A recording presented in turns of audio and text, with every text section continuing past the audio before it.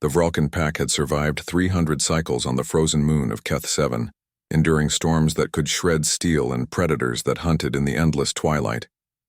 They were apex survivors, engineered by evolution to dominate their world with claws like obsidian blades and fur that shimmered with bioelectric warnings. Yet now, in the sterile confines of the galactic research station orbiting their homeworld, they faced a mystery that defied all their instincts. The cubs would not eat. Rawl, the pack's alpha, paced before the transparent barrier separating his kind from the station's observation deck. His silver-streaked mane bristled with frustration as he watched the three cubs huddled in the corner of their enclosure, their ribs beginning to show through their downy coats. The station's automated feeders had dispensed perfectly calibrated nutrients, meat synthesized to match their prey, enriched with the exact minerals their bodies required. The adult Vulcan had adapted to it quickly enough, though they missed the hunt. But the cubs turned away from every offering, their amber eyes dull with hunger.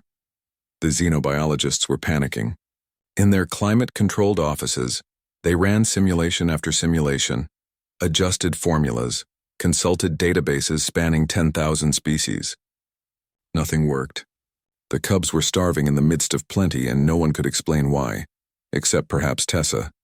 She hadn't meant to get involved. Tessa Okonkwo was a maintenance technician, not a xenobiologist.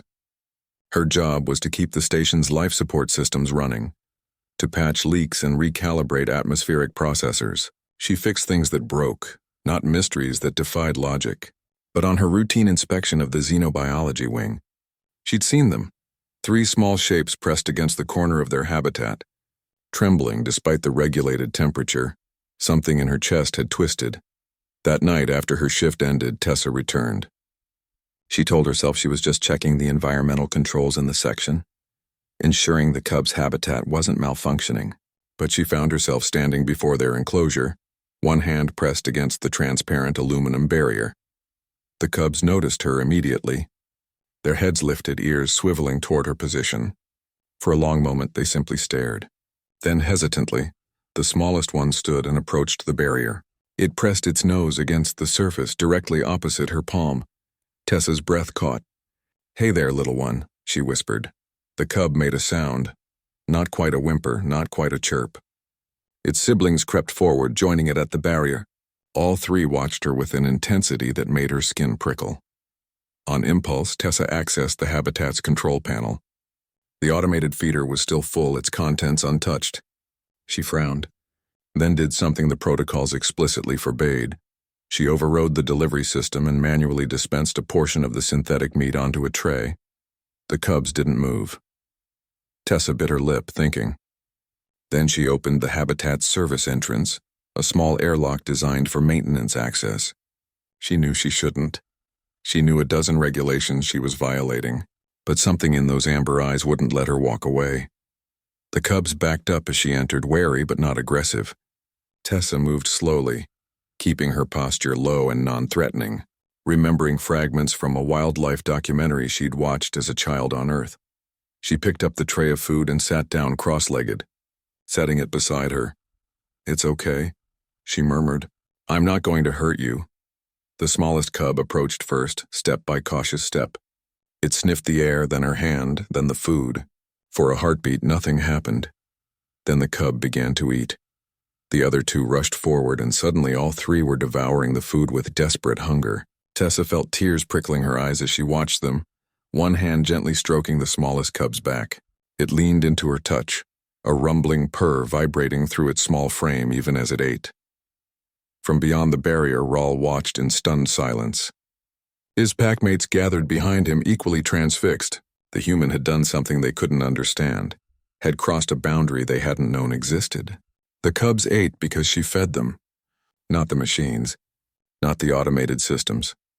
Over the following weeks, the pattern held. The cubs would refuse food from any automated system, growing listless and weak.